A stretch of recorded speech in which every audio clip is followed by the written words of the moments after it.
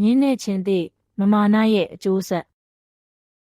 တခါကတောအုပ်ထဲမှာချင်းသေးတစ်ကောင်နဲ့မြင်းတစ်ကောင်နေထိုင်ကြတယ်ချင်းသေးကသူ့အစွမ်းထက်ကိုရှင်ပြပြီးတခြားတိရစ္ဆာန်တွေကိုချိန်ချောက်လေးရှိတယ်ဒီပုံမြင်လေးကနေမမာနကြီးချင်းရဲ့အကျိုးဆက်ကိုသင်ခန်းစာယူကြရအောင်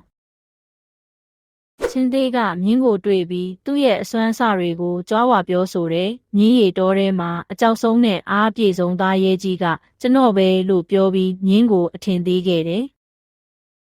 မြင်းကချင်းသေးရဲ့မမာနကိုစိန်ခေါ်ချင်တာနဲ့ဒါဆိုပြိုင်ကြည့်မယ်မလားလို့ပြန်မေးလိုက်တယ်ချင်းသေးကလည်းသူ့ကိုယ်သူယုံကြည်မှုအပြည့်နဲ့ပြိုင်ဖို့သဘောတူလိုက်တယ်သူတို့နှစ်ကောင်တောင်ကူးပြိုင်ပွဲပြိုင်ကြတယ်ချင်းသေးကအစာပိုင်းမှာအားရင်ပြေးနဲ့ပြေးတက်ပေမဲ့ခရီးတစ်ဝက်လောက်မှာမောပန်းလာတဲ့မြင်းကတော့ဇွဲရှိရှိနဲ့တဖြည်းဖြည်းတောင်ထိပ်ကိုရောက်သွားတယ်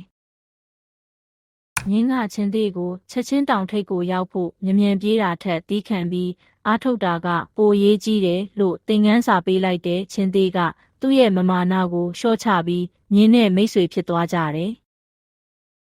ဒီပုံမြင်လေးကနေမန်တက်လွန်းရင်ကိုအားနည်းချက်တွေကိုမသိနိုင်ဘူးဆိုတဲ့သင်ခန်းစာကိုရရှိပါတယ်ဒီသင်ခန်းစာကိုမျှဝေပေးခြင်းဖြင့်မိတ်ဆွေတို့ရဲ့တငယ်ချင်းတွေကိုလည်းအသိပေးလိုက်ပါနောက်ထပ်ပညာပေးဗီဒီယိုတွေကိုကြည့်ရှုဖို့ကျွန်တော်တို့ရဲ့ channel ကို subscribe လုပ်ထားကြပါ